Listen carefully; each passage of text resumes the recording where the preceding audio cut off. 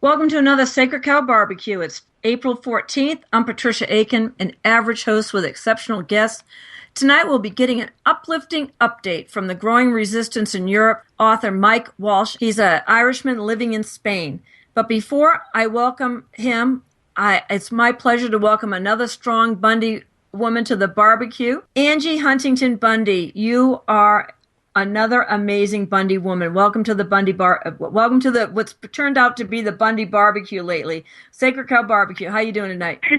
I'm good. Thanks for having me on. Oh, it's great. You know, of all the Bundys, I probably know your husband the best, and he's truly one of my heroes. He's mine too. Good choice. Good choice. So, Angie, how are you and your beautiful children? Oh, you know what? I wish I could just say that we didn't miss Ryan around, but we do. We need him, we miss him, but we're doing okay. You know, we live in a great community, and you know, the Patriot community is awesome. They've been very supportive, very kind. I've had lots of help, but you can't replace a daddy and a husband, so you know, it's kind of hard.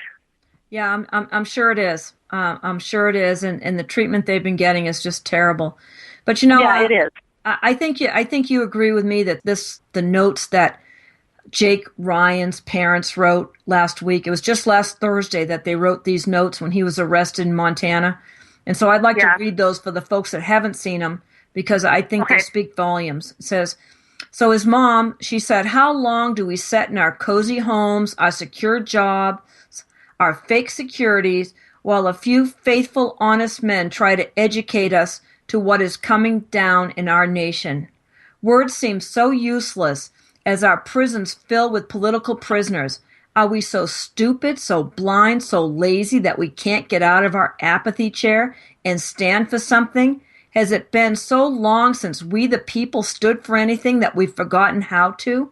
We once shouted for freedom, now we whimper for security. Wake up, people, before it's too late. For none are more enslaved than those who falsely believe they are free. My son Jake believed this, and now he sits in Fed prison with so many others. Some would say it's better for now he is safe. Lavoy Finicum understood that safe is not as sweet as free. This sadly applies to myself as well. May we all wake up." And then his dad, Dan Ryan, said this, "Maybe if more of us were like my son Jake, who actually committed to stay at the Malheur Refuge to try and make a difference, some corrupt power seekers could be put behind bars where they belong, and some honest family men who have done no harm to anyone could go home and raise their families." Yes, I was totally inspired by their messages. Yeah. Beautiful, beautiful things to say. And hey, what a wake-up call, huh? You know, people, we need to realize what was behind all of that and why they were doing what they were doing, and that hey, maybe they were trying to point out a problem. And you know, Ammon had been trying to point it out for months and months beforehand, and no one would listen. No one would do anything. The public officials just ignored him. So Yeah, because they're all in on it. Right. We're finding that out more and more every day. Yeah, the corruption, and then the whole, I call this full spectrum dominance. First, they start in on Ammon and Ryan and murder Lavoy, and then they rescind the case with the Hages, that they reverse that case with the Hages, and then they start in on picking up and arresting the men, a lot of men from the standoff. I mean, it's just absolutely incredible. Yep, I cannot believe it. Full spectrum dominance. Yeah, you must wake up every day and just shaking your head. But you know, I've been wondering, these heroes. I'm not even going to political prisoners if we must, but they are my heroes. They're still in solitary. Yes. Yeah. In fact, you know, the court system isn't even playing fair. You know, especially the ones that were in Oregon, because somehow they're supposed to mount some kind of a legal defense against the nonsense charges that are charged here in Nevada and the nonsense charges that are that are up in Oregon. And somehow they're supposed to mount some kind of defense when they're having to be shipped back and forth every other week. I mean, there's not a attorney out there that can keep up with it, so they just keep stacking the cards against them. not that it's a surprise. They're not going to play fair. But there's really no criminal in the case to begin with. Kind of a compliment. It's an extreme compliment because they know letting these men out, they would be so verbal and run right home into a microphone, and and they can't have that. And two, they have to keep them in solitary, which keeps them out of the law library. Well, yeah, and they won't even let Ryan and Ammon even cross in the hall. I mean, that's men are that dangerous. So that is just cruel and unusual punishment. I'm disgusted. It is. Up there in Oregon, they were only letting there at the end when they were only letting my husband out, 15 minutes, in a 24-hour period. When he's not a criminal to begin with, and then when I talked to him today and they've shipped him down here and he goes, the guards and the jailers are polite and stuff like that, but he goes, now we're on lockdown. I think they're letting him out an hour, but once again they're in solitary, and that's just 23 hours a day they have to sit in that tiny little cell. And it's rough. Ryan actually had some books and his scriptures and stuff like that in Oregon, but now, they've taken all that here. And he says, I have very little, I don't have anything to read. It's really tough, It's horrific. Absolutely horrific that they're doing this to these men. And they know, these are men that are used to wide open spaces. Yes, they are. So they're trying to break them and drive them insane. They are. Luckily, it's real hard to break a Bundy, I tell you. Anyway, they're trying. Some people, I asked Ryan one of the first times when I met him if he had Bell's palsy, if that's what the paralysis in his face was about. And he told me the story. Would you mind sharing that with our listeners? Yeah, he was actually backed over as a child. It was a car accident. And it's a miracle that he lived. It's a miracle that he lived, and I can tell you, it's a miracle that he lived up there in Oregon after his accident. This man just apparently got some kind of a mission to fulfill here, because I know that day that he got ran over was really scary. There was a bone sliver that ended up causing some nerve damage, and so, part of his face kind of sags, and it's funny because I did notice it like when I first met him, but I don't notice it anymore. And so when people say, what happened to your husband's face? He's working cows and he does construction and he's getting hurt all the time. And I'm just like, what did he do now? Like, it doesn't register in my mind for a minute, usually. I've told today? Ryan he's one of the most beautiful men I know. I mean, the tire from the car that ran him over was actually spinning on his head. On his head, yep. Spun out on his head. It's absolutely amazing that he came out of that like he did. I mean, it is. He's tough, and I know he struggled as a child after that. His baby pictures. Well, I've got kids that look like him, and my kids are beautiful, but perfect little face. Perfect little face. And he said, I really struggled to get a date and to get a friend after that. So, it's tough. But that's made him tough. It's made him tough. You were worth the wait, girl. Well, anyway, I could go into the story about, I was actually engaged to somebody else, but, Bundy never really takes no for an answer, and so that was a whole other story. Hey, I am so grateful that he picked me, because we've been really happy. Wonderful. He's a really good person. He's taught me about every day of our marriage, just to be, just to be a good person. He inspires me a lot. He always has. Wow. That's great to hear. But, that leads us to the next topic. How's the wound in his shoulder from being shot? He, for a while there, I think in fact, he told me last time I talked to him, he goes, when it initially happened, it felt kind of like a bee sting. It wasn't that bad, but I know it's bothering him now. He doesn't complain a whole lot just because that's how he is, but he does say his arm is sore. There's a 223 bullet sitting in it. So, how big a bullet? He said it was a 223 the last time I spoke with him. So that's pretty big. Yeah, pretty good bullet, and it's in his muscle, and so they didn't dig it out, figuring that it would maybe do more damage to dig it out, but it's still in there. And he does say it bothers him, so that's something we'll have to deal with the rest of our life. And, the fact that they tried to kill him, and the fact that he saw, very close loved ones, killed. And, hey, those are going to be scars you don't get over. So. No. The way they gunned down Lavoy Finicum, I still don't have any words. I don't either, and he was the best of the best person. I know why he was saying, shoot me. I know why he was getting away from the truck, because I know Lavoy, and he was trying to take attention away from the truck. Exactly. And that just breaks my heart, because that's just the type of man he is. And then, they just to be gunned down like that with no thoughts or care. I mean, it's just, he has got the most beautiful family. You couldn't have met a better person. It's just tragic. No, a light went out. A light went out that day. A light we won't get back. It totally did. And I've never met a finer man. I mean, yeah, he was the perfect complement to Ammon and Ryan. Yes, he was a great spokesman. Just great. I mean, just wonderful. I mean, he connected with people because he genuinely cared about people, genuinely loved people. You could just see it. Yeah, he came on, Ryan was supposed to be on my show one night, and back in January, maybe like the first or second week. And then when I called him, I said, okay, I'll call you at 5 minutes to 7. I talked to him about 3 o'clock or 4 o'clock. And he answered the phone. He says, Patricia, I don't think I can make it tonight. And I said, oh, really? What's going on? He says, well, I'm in a meeting.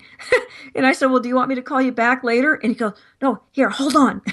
And he handed the phone to Lavoy. And so Lavoy just jumped in and was a phenomenal person. I mean, you couldn't not love this man. No, you couldn't. I mean, it just absolutely impressive. And I think the thing as tragic as this is, I don't think I've been to a more uplifting funeral.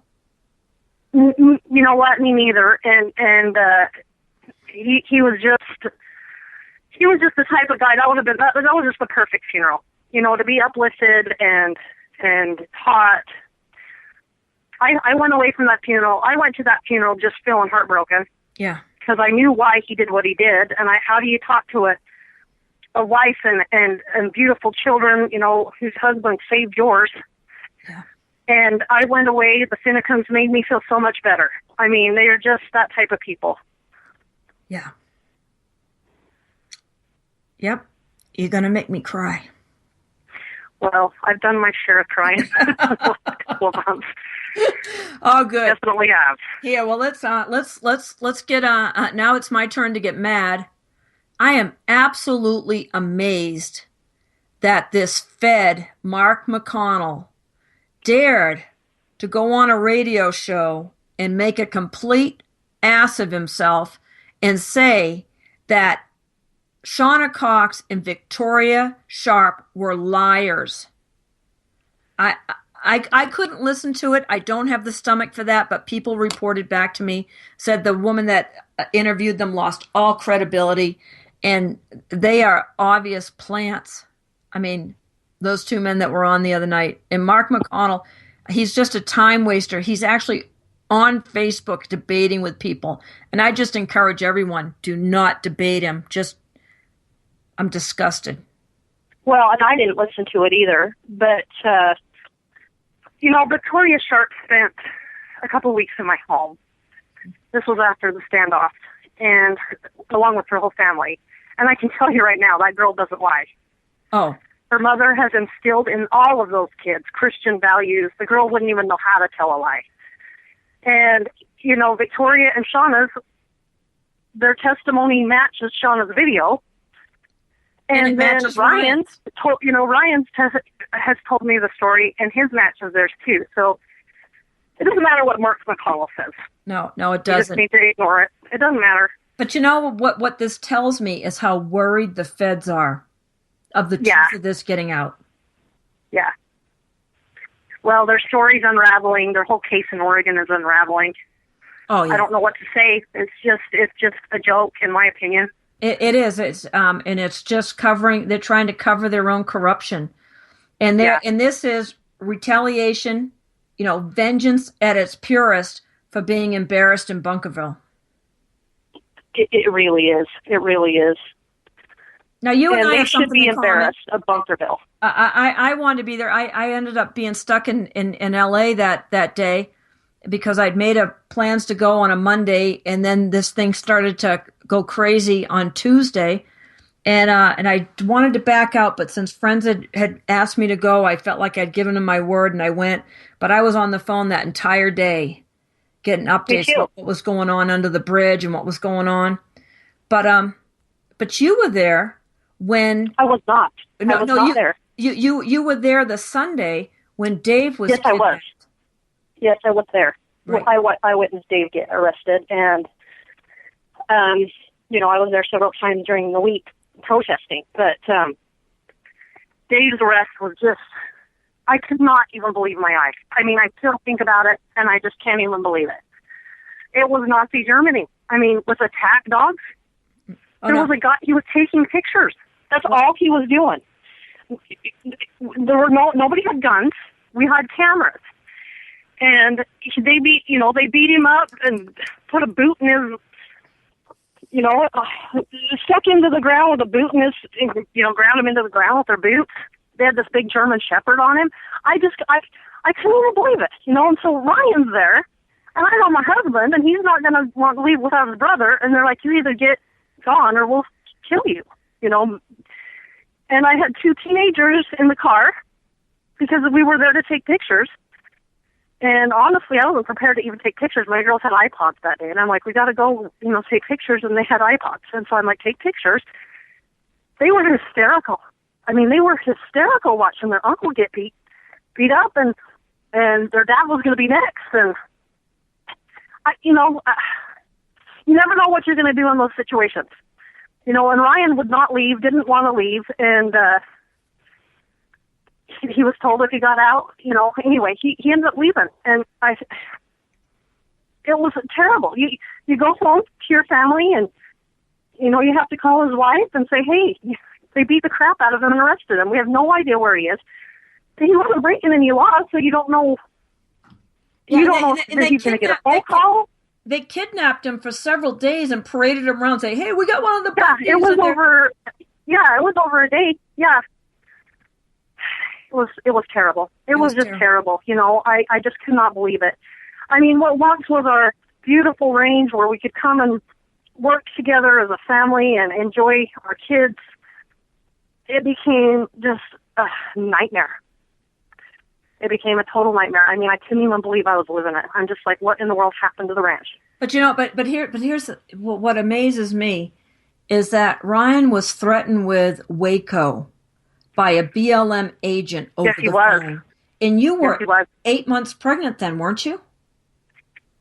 I was, let's see, she was born in October. This was April. So, not that far along. 5 or something. And I almost miscarried. Oh, yeah, that's right. You're 5 months pregnant with your 8th child. That's where I got the 8 stuff. With the 8th kid, yeah. And so when he kept trying to keep me out of it because I was stressed. And I'm like, there's no way I can avoid the stress. So I kept telling him that. Like, it doesn't matter if I'm down at the ranch or if I'm home taking care of kids. I don't know. When I'm at home, I don't know what's going on with you. And so I'm going to be stressed. Yeah. Exactly. So, yeah, but that was, it's been a crazy, this is 2 years, 2 years this week. It was 2 years. Yep. The shot that wasn't heard around the world, how there weren't shots fired is remarkable to me. Especially when we know there was so many infiltrators there that were probably sent there to get the shooting started. And that's very possible.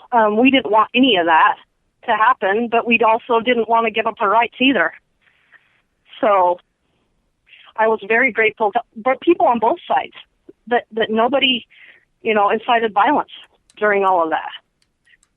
It was a miracle, and it's just tragic that we've had to wait 2 years and then go after everybody. Yeah, well, you know what? It's because that's how cowards do things. Yeah, well, and that's another thing. Then they keep pushing this, this is a complicated case and we need all this time. And it's like, you've had 2 years. You know what I mean? Yeah. Well, you don't need any more time. Well, that's fine. I say if you want to run it out till February of 17, that's fine. Just let our men out until after the trial. Well, and how are they supposed to even mount a defense when they can't even have a book? You know what I mean? When half their stuff's always taken away from them, they can't have a pen that works. It's crazy. It's crazy. It is sick. This is Bolshevik America. I want to play you something. I played it last week for folks, and I want to play it. It's from a show called the Longines Chronoscope. It was from Longines Watches, and it was a very conservative show back in the 50s. I don't know the exact date. Oh, here, I have it on here. And this is from the National Archives and Records from June 20th, 1952. All right, and I want to play, and what they're asking this man, who is Representative Kenneth B. Keating, he was reporting on the congressional investigation into the activities of the Department of Justice. So listen to what he says. Okay. That nations that have fallen into totalitarianism, that one of the agencies of government that's become totalitarian or a tool of totalitarianism has been the Department of Justice. Isn't that one of the key agencies that shows deterioration? A dictator must get control of the Justice Department and the police, the interior. So if our own country, as many people fear, if our own country would ever fall into totalitarianism, the Department of Justice would be one of the first failures, wouldn't it? It would be an absolutely essential cog in such a machine. I don't want to have it appear that I'm charging that there's any such thing underway, but it would be an essential cog to get hold of the Justice Department. The Justice Department today has displaced the Postmaster General's Department as the most important political department in the government. It affects the lives of the everyday citizen more than any other government department. Mr. Keating. Well, that kind of says it, doesn't it? Yeah, it does. Yeah, it really does. So obviously they were successful in their takeover. We've had a Marxist takeover of our country. I mean, it's absolutely appalling. But one of the things I'm most impressed with Ryan, I don't know how he's going to pull this off from solitary, but he has chosen to defend himself. And I think that's critical. I think if you have a bar card involved, they have dual allegiance. I want to share this with you as well. It says an attorney with an obligation to the courts and to the public, no less significant than his obligation to his clients. Thus, an attorney occupies dual position with which imposes dual obligations. His first duty is to the courts and the public, not to the client. And wherever the duties to this client conflict with those he owes as an officer of the court in the administration of justice, the former must yield to the latter. That means that these attorneys are never going to rule against the feds, are never going to defend their client as they should. So Ryan's taken the wisest route to defend himself, and I'm very proud of him for that. Yeah, that took a lot of bravery, and not to say he's not getting a lot of help and legal counsel from some good people behind the scenes, but yeah, my husband's brave. He has to. Yep, he is very brave. Yep, there's no, we've talked about this, him and I, because of the last time that the Bundys were all in federal court and they were ruled against, and they actually went to lose because they wanted to take it to the Supreme Court. But Nevada's so corrupt, all the friends of the court evaporated after that case and they couldn't take it forward. So this is just a continuation of a long-standing grudge with a thief and a thug like Harry Reid. Yeah, and I agree. Harry Reid has, you hear so many rumors and there's so many people digging and stuff like that. It's just unbelievable. How can we let him get away with this?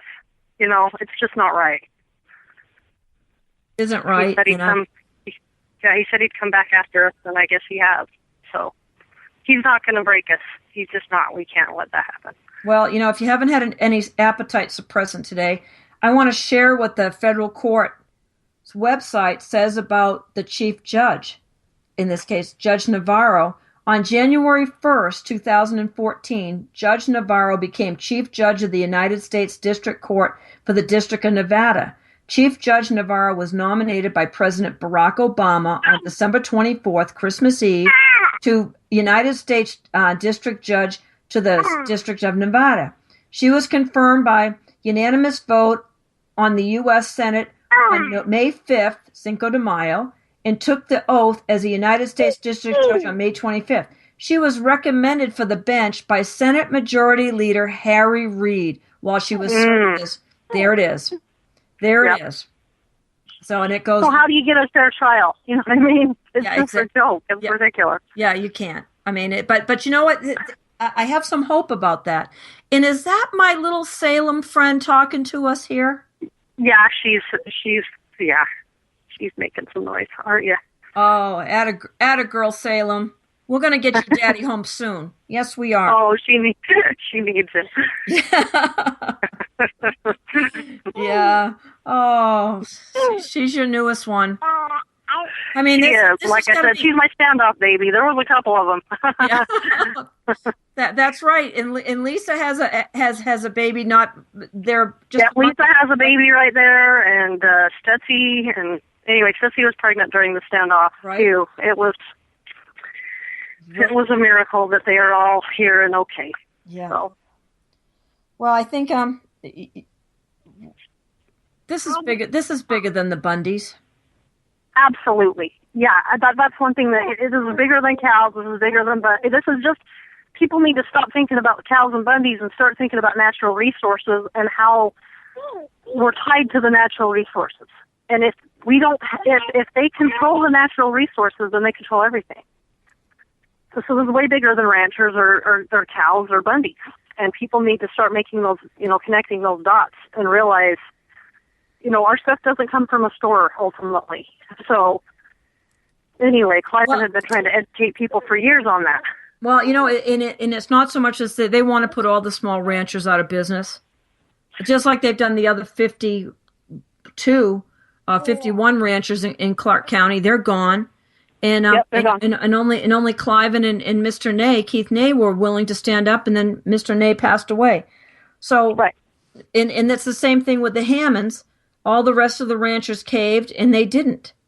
And so they'll go to any extreme thuggery. The terrorists here are the government. Absolutely. We've been labeled domestic terrorists, and it's interesting too. The charges that they brought against us, they're just all stuff they've done to us. Yeah, well, that's the Marxist way.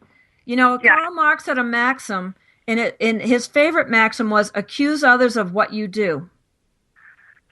Yeah, that's exactly what's happened. And my only, the only faith I grasp onto is the goodness of this people in this nation. That we just can't stand for it. And that, if I just look at the case and everything that, could happen, I get discouraged because I'm just like, he's never going to get out. But I have more faith in the American people than that. Well, I have faith here. And it's only because I've some other cases that go back in time that you won't remember, but I just want to have a quote from someone, and he said, "From the beginning of this nation to the present, the yeoman farmer has been a symbol of the Aryan work ethic and a living monument to masculinity." Wow. I mean, is that well said? Absolutely, it's well said. Yes. And they were saying that, and he was saying that it was, why, this attack against, and this was said in 1983. In 1983, this was part of the speech. I'll send you the whole speech, and it's incredible. But I also want to share something that went on in a court in a sedition case. But I just had someone text me, and Angie, what they'd like to know, is there any status on Larry Klayman to represent Cliven? Any status? Oh, yeah. We're moving ahead with him, yes. Okay. The judge is trying to ban him, but you don't I don't think you can. I don't think she. I don't think she can. I mean, No, she's trying to, but it's Larry Klayman. It's not going to. No, she can't. He has a right to choose whoever he wants. She can't keep him out. She's just playing games with you folks. More games. Oh yeah, completely. We've got all kinds of games being played. So, yeah. Oh yeah. I mean, it's disgusting. It really is. It really is. It really is. Okay, what do you say? Yeah, I know. Talk about corrupt judges. I mean, I want to show you, and maybe we'll have time. But everyone, I'm having the pleasure of talking to Angie Bundy this evening, Ryan Bundy's wife. You're listening to freedomslips.com. This is Revolution Radio, and this is Sacred Cow Barbecue. And we are listener and volunteer supported, and so I just asked you to go over to freedomslips.com. Get some of the cool stuff. Get the archives. We've got a lot of great shows on, and that's what keeps us on air without commercials. So we appreciate your support. So, Angie. Yes. I want to encourage you that things can go right, and why I encourage you in this is let me get it. Okay, this is from a man who was tried for sedition. They actually had 3 trials, not double jeopardy, triple jeopardy, and he used a court-appointed attorney for the first 2 trials that were a disaster. They refused to defend him when they had obvious things that if they had just spoken up, that it would have blown the case all to heck. They would have shown that the feds were lying. So we finally, by the end, he said, let me just go. Oh, this is, let me get down to, I won't read you the whole part. I'll send it to you. Okay, here we go. He said, after this trial in Denver, I was taken to Fort Smith, Arkansas, and along with 13 other men, I was tried for sedition. This indictment charged that we had conspired to violently overthrow the United States government. By then, however, I had been through 2 trials in federal courts and not only knew how the perjury circuses were run, but that system-appointed lawyers will not defend their clients. So I defended myself. The verdict of a jury in a federal courtroom has nothing to do with the so-called justice, since the so-called evidence is just part of the charade and the judge never hears the meat of the case. And a system lawyer is afraid to put the government on trial, so he will not attack the federal's creative perjury as he could or should. I resolved to show the jury exactly what their government is. 4 others of us also defended themselves, and we totally destroyed the government's case. The trial being held in the Bible Belt, I felt it propitious to point out their government's promotion and even enforcement of immorality under both biblical and natural law. During my closing argument, as I pointed at the prosecutors, calling them representatives of perversion, the jury was visibly disgusted with the government lawyers. All 14 defendants were found not guilty. Awesome. That's why I have faith in God, and I have faith in people. I do. People inspire and amaze me, and. Well, I think that the thing we have in our favor is that the Almighty is on our side. We saw that at the standoff. Overwhelming. Yeah. I mean, nobody called and asked 3,000 people to come. No.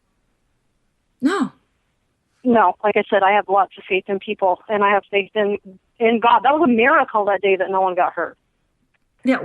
And exactly. After that day, I told my kids and I told my husband, we can never, ever deny the existence of God. That was a miracle. Exactly. And so, you know what? It's not the right time to stop trusting him now, is it? No, absolutely not. I'll never. Never. We've seen too many miracles, and that was one of them. Yeah. The fact that my husband's alive is a miracle. Yeah. And we need to have people stop talking the negative, because people say, oh, they talk negative about this because they know how corrupt the government is, and they want. But you know what? Our God is bigger than this corrupt government, and I feel like this it's now or never for America.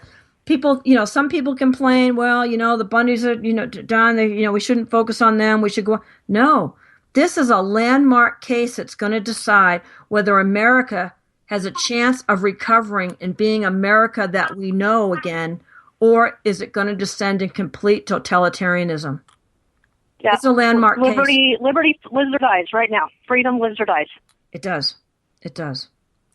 So I know tomorrow, and this is a game they're playing. I've been trying all morning, because we were told that tomorrow, 3:00, there's a hearing at federal court. It's going to be their initial appearance for all the people they shipped down from Oregon, and you'll get to see your husband, and hopefully the kids can come and see him, at least in court, just, at a distance, be in the same room with them. But I don't think the kids can go to court, but we can go anyway. They can do a video conference chat, which we'll take whatever we can get. Exactly. But here's the thing. They haven't put this right on the docket. It hasn't been on the docket report. I talked to the clerk of court twice. I talked to the what are they called? The deputy, the court deputy for that judge. He didn't know anything about it. It's not, and so it finally, Ammon's lawyer confirmed that it's 3:00 tomorrow, and they won't put it because they don't want protesters out front. Yeah, I know. They're kind of tired of us. That's good. Let's keep them tired of us. It's excellent. It's excellent. I mean, we're obviously making an impact and putting pressure on them. So that's going to be noon to 6 tomorrow. The court will be at 3:00. It's going to be hard to fit many people in. And I hope, and believe me, I will go in with you and tell every single reporter to get the heck out, that the family needs to be in there. Yes, I want to be there. I haven't been in the same room with my guy since like the first part of January. I mean, we've talked through glass. I'd really like to be. I mean, I can't talk to him, but yeah, at least hey, I'll take whatever I can get right now. Exactly. You just want to see him. And so yes, I do. And so here's the thing. This has been. He only went up to spend the weekend. Him and Lavoie just went to the protest, and they were going to turn around and come home the next day. Yeah, he was supposed to be on Monday. This was January 1st. This was New Year's Day. When he left, he's like, "I'll be home Monday at the latest." So. And what did you think when he stayed? Oh my goodness. The problem was I've never even been able to discuss it with him. I mean, all of January, he didn't use his phone hardly at all because, he figured they were being listened to. Yeah. And then he's been incarcerated, and we can't have a normal conversation because it's all recorded. Yeah. So I haven't even been able to discuss it with him. Wow. But I know, and everything you write, they open it. They read. Yeah, we haven't been able to have a normal discussion or conversation since before New Year's. So it's just like I said, I expected him home Monday, and then Sunday is when they went into the refuge, and of course I wasn't hearing from him. I was just hearing from the press, and so I was freaking out. And anyway, but it's shown a light on the problem, and no one can deny that. And I'll get to ask him all about it one day, but I didn't see it coming at all. Yeah, but Lazara Encenaro, Tom Davis, who I'm sure you know by now, and Renee Powers, who you probably know, they've really uncovered all the evidence that shows that they were lured down to the refuge, that was set up, and that the government. And it might have been. I haven't even been able to ask him about it.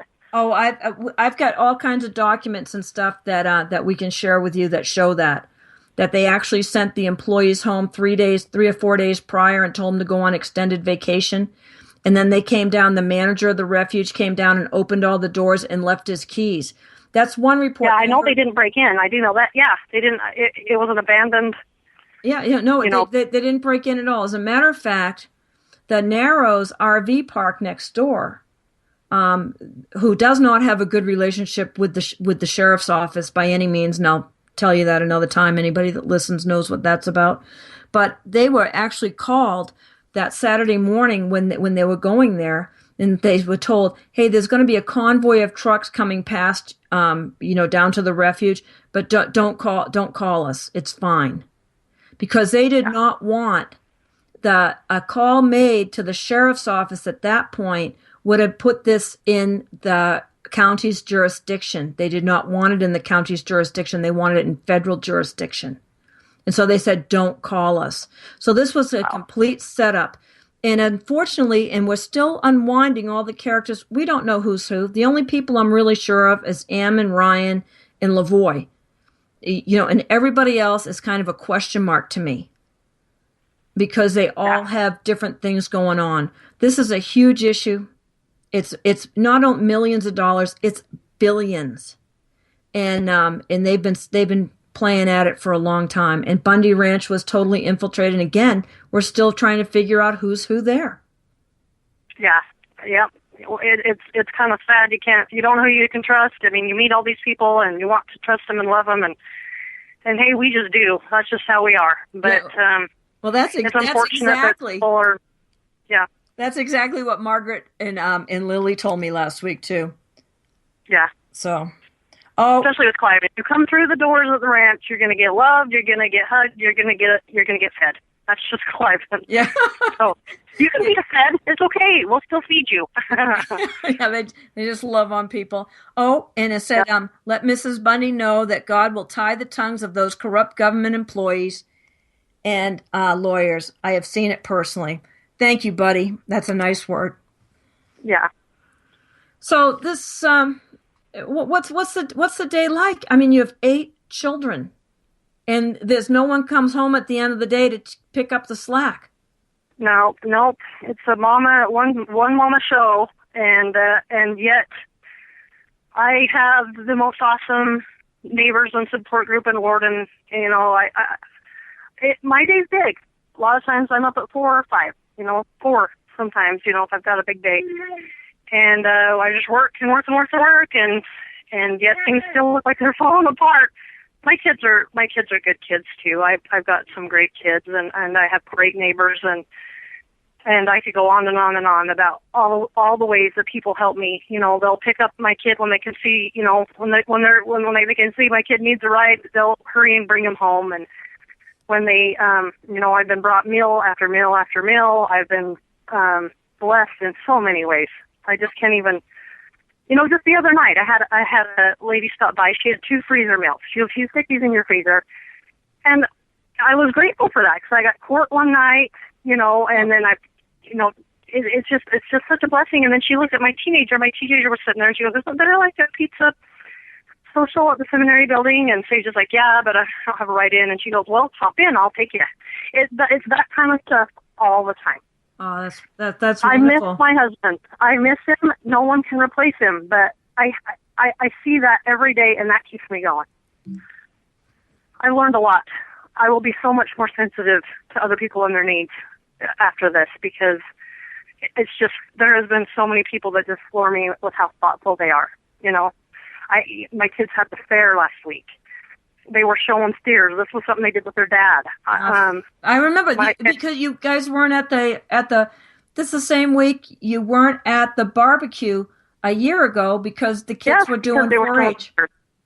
Yep, they were showing, the FFA and the 4-H kids were showing steers, and I was overwhelmed. We had 3 steers and 3 kids showing, and so many people. In fact, it was cute. Those little 4-H clubs, they had little secret friends. They do that every year, and they're supposed to kind of give each other treats and encouragement through the week when they're showing their animals. I completely forgot about it until the last day, and I about bawled. I looked at my daughter, and I'm like, "We forgot to do the secret friend thing. This poor kid hasn't had his." And she looked at me, and there's a woman. Her name is Dawn, and she's like, "Dawn already took care of that. She brought extras because she figured you would forget." Wow. I'm just like, how do people anticipate my needs before I even think about it? I mean, seriously. I think that's wonderful. I really do. I could go on and on. My family went through a really tough time with a niece who died from leukemia, but she was in the hospital for a long time, and it was a family participation unit, and I just couldn't believe how kind people were to bring meals at night and things so my sister could come home. I would go to the hospital, my sister would come home, have dinner with the family, and it was all made, and they did that for months and months. Yeah. The kindness of people is just overwhelming. But and that is so wonderful, Angie, because the trolls out there are just, sick trolls. Yeah, they are. That they say. They are. Like I said, I keep having people, I had to, tighten up my Facebook page because people kept posting porn on there. I'm like, oh my goodness, it was just getting worse and worse. And I'm just like, this is not okay with me. You have your bad people out there, but it keeps me going to see the goodness of people. And it's hard for me. It's always been hard for me to accept charity and service, but I have been humbled and I've learned a lot, and it's just been great. So awesome. Well, I'm so happy that you're going to get to see Ryan tomorrow, one way or another. Oh, I'm so excited. Yeah. I'm really excited. I mean, I've flown up twice and got a visit through the glass, and Kitty is like a schoolgirl. I mean, we visit, and then I go out and I'm like, hey, I'm going to wave to you from the street. I mean, this is our relationship now, but that's what I got, and it's exciting. I know what Tom Davis pointed out to us a few weeks ago is that park where you stand to wave to him. Yeah. That was taken over by Occupy Wall Street, and they just made such a mess, tied up traffic, it affected commerce, and left there was like $1 million worth of damage or something. Anybody there get arrested? No, that's fine. Yeah. No. Yeah, there's something bigger behind all of this. And we're people are uncovering it more and more every day. Yeah, exactly. Well, I've had the pleasure of meeting with the famous photograph. One of the famous photographs from the standoff is of a man named Eric Parker. He's from Idaho, and he's in Henderson, and I've had the pleasure of meeting him a couple times now. And, he's overwhelmed. He's a family man, too.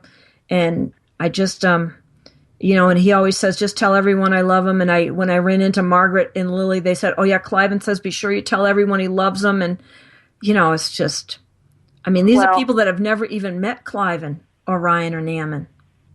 Yeah, but we love them all. They all came out and supported us. And that was one of the motivations, I know, behind stepping in with the Hammers. I mean, how could we not help someone else when so many came to our aid? Right. Exactly.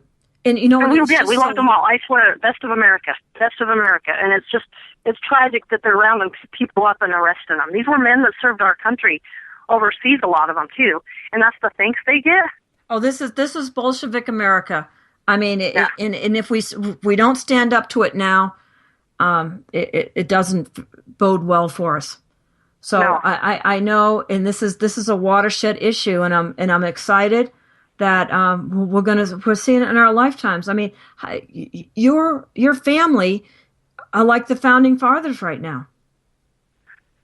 This is a huge issue. Yeah, it is. It is huge, and thank goodness for Cliven, who did his homework years ago, or else we'd just be off too, and it would have just been swept under the rug. But thank goodness he just said no. When he was told to move off, he just said no. So which makes this really hilarious because they say he's a flight risk. Are you kidding me? They haven't been able to buy him off the land. No, you can't get Cliven to leave. You can't. Yeah. Oh, yeah, he's going to be a flight risk. He's going to go right to Bunkerville to the ranch. That's right. It breaks my heart, when he's in shackles. It does me too. It just, here's a man who's taken care of me and served me and my kids, my whole marriage. I love him. I adore him. And to see him shuffled in, in handcuffs, it really breaks my heart. He doesn't deserve that kind of treatment. No, but they're that's what kind of thugs we're dealing with here. Yeah. Cliven Bundy, he only knows me as the Ice Lady, and yet he always has a bear hug for me. Of course. He's just an amazingly warm person, and it's just incredible, absolutely incredible what's going on. Have you had it? We're coming up on the end of the hour. It's just blown by here, Angie, and I so appreciate your time, and I'm looking forward to seeing you tomorrow at court. And yeah, me too. Okay, great. I'll look forward to seeing you then. And any parting remarks? Hey, people, hit your knees and pray. And if you feel inspired to do something, do it. And we appreciate all the help, all the sacrifices everybody are making. And hey, we believe in you. So hang with us. Let's make this happen. Let's keep our country free. And thank you so much for having me on. Oh, it's totally been our pleasure, Angie. I can't thank you enough. And I'll let you and little Salem go, and I'll tell everyone what's coming up next. And I'll look forward to seeing you tomorrow. God bless. You too. Thank you so much. Take Bye. care. Well, that was Angie Bundy. And Angie Bundy. I'm tongue-tied tonight. I don't know what's wrong with me. But coming up next, we're going to be talking with another person that's done his time as a political prisoner, and that's Mr. Michael Walsh. So stay tuned.